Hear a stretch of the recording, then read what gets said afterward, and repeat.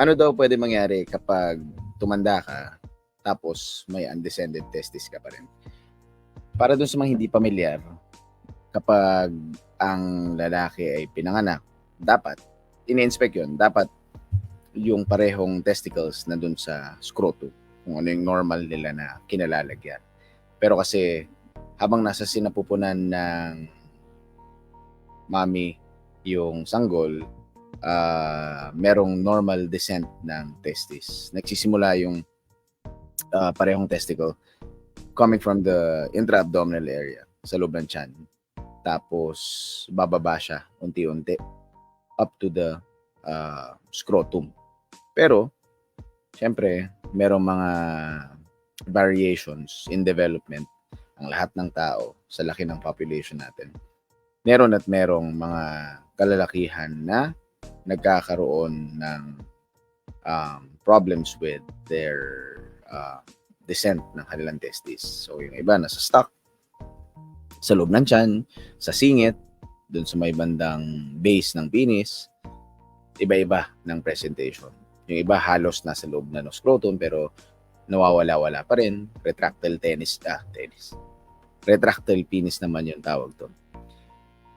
Doon sa iba na mga kalalakihan, lalo na kung hindi sila napa-inspect nung bata sila or hindi sila na-examine ng maigi nung bata sila, tumatanda sila na meron silang isa or dalawang undescended testis. Not knowing na abnormal yun. Kasi diba, kung yun ang kinalakihan mo, ang iniisip mo, ano na siya, yun yung norm. So, hindi ka mag-worry. Diba? Kaya yung iba, maabot ng adulthood, tsaka lang nila nadidiscover. Pero when in fact, yung treatment ng undescended testis is supposedly up to 18 months of age, corrected for gestational age.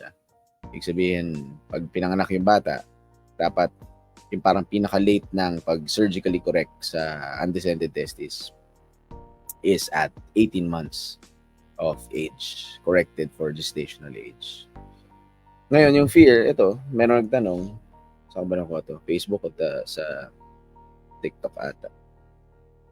Tinatanong niya, ano ba daw pwedeng mangyari pag tumanda pero may undescended testis pa rin? In general, may tatlo na scenarios yung ganito. Isa, yung isa is pwedeng walang mangyari. Pwedeng you can live a full and normal life na wala namang nangyayari. Or meron ka, ibig sabihin, nagkaanak ka pa rin, nakabuo ka pa rin ng pamilya, hindi ka nagkaroon ng cancer, hindi ka nagkaroon ng infertility. So, parang normal life. Hindi mo na rin napansin. Hindi ka na nakapag-inspect. Parang gano'n. Hindi ka na nakapagpa-check up. So, okay yun. Walang nangyaring masama sa'yo. Pero yung iba, yung mga major concerns for patients with undescended testis going into adulthood is one, infertility. Nakakaroon ng problema yung lalaki na makabuo ng baby with his partner. Or two, yung isang kinatatakutan is malignant transformation. Baka yung testis magkaroon ng risk na maging cancer. Kaya parang, 'di ba, parang papasok din sa isip mo. Kaya ba tinitreat ang undescended testis kasi pwede kang mabaog, yun yung colloquial term, mabaog, or pwede kang magkaroon ng testicular cancer. So, hindi naman ito yung diretsong sagot ko sa tanong na yon, na pag may undescended testis ka pag tumanda ay mababaog ka na or magkaka-cancer ka. Pero you have a higher risk compared to the normal population na magkaroon ng infertility or possibility of malignancy, testicular malignancy, kapag hindi na-address yung undescended testis. Ang in general, according dun sa American Urological Association, na kapag umabot ka na ng post-puberty, tapos hindi pa rin na-correct yung undescended testis mo, nagawa na daw in principle, nagawa na nung the damage has been done during that time. So parang the only treatment then, parang logical treatment then is to remove the undescended testis. Lalo na kung meron kang isang normal na testis sa contralateral side. So kung meron kang isang normal na testis, di patanggal mo na yung undescended testis. Parang ganun yung prinsipyo nun. Okay? Magkaiba naman yung sitwasyon kapag parehong testis ang hindi nakababa, tapos meron pa kayong desire to produce offspring, then in certain situations, yun, meron pa ring attempts minsan to put it in its right position. Okay? Kaya magkakaiba pa rin per patient. But there are general principles na sinusunod namin when approaching males na merong undescended, male adults na nagkakaroon ng undescended testis. Okay. So, ayan. At least, ito, diretso na sa, hindi ko nasama yung pangalan mo. Yung nagtanong, ayan, nasagot naman natin yung main possibilities that you may encounter during adulthood kung meron kang undescended testis. Okay? So, number one thing there is to recognize na may undescended testis ka. Okay? Alam ko para siyang di ba? Parang peculiar yung situation na gano'n na alam naman ng lahat na dalawa dapat ang itlog. Hindi. If you grew up na isa lang ang itlog and you don't know what the norm, if you grew up na isa lang itlog and hindi ka napagpa-check up, napunta ka sa sitwasyon na yun, ang norm para sa'yo isa lang ang itlog.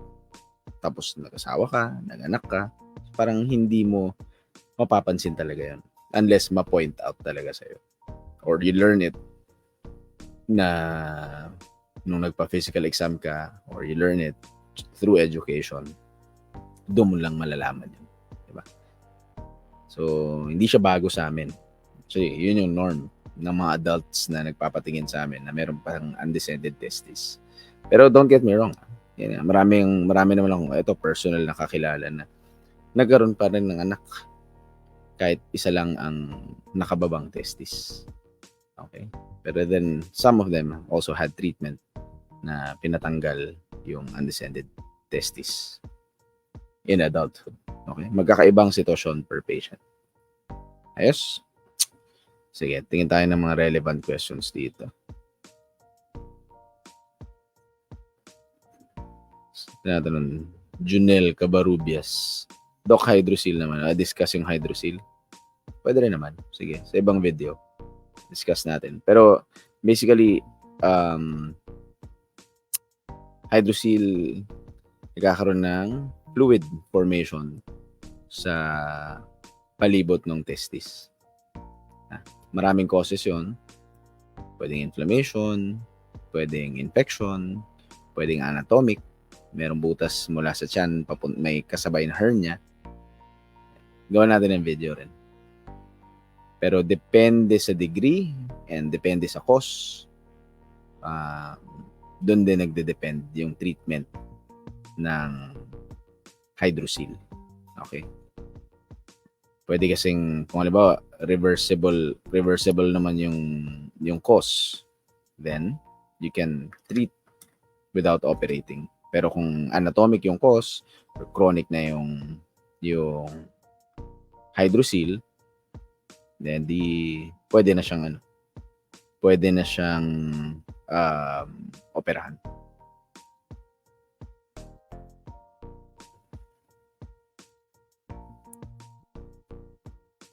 May ganun pala. Isa lang ito. Oo naman. Meron ngang wala. Pinapanganak na hindi bumaba. Hindi naman talaga isa. Minsan may absent testis din pala. Minsan. Kapag hinanap namin sa loob ng tiyan, wala talaga. Or kitang-kita mo parang maliit na lang talaga. Halos negligible na. Hindi na talaga, meron na talaga abnormality in development yun.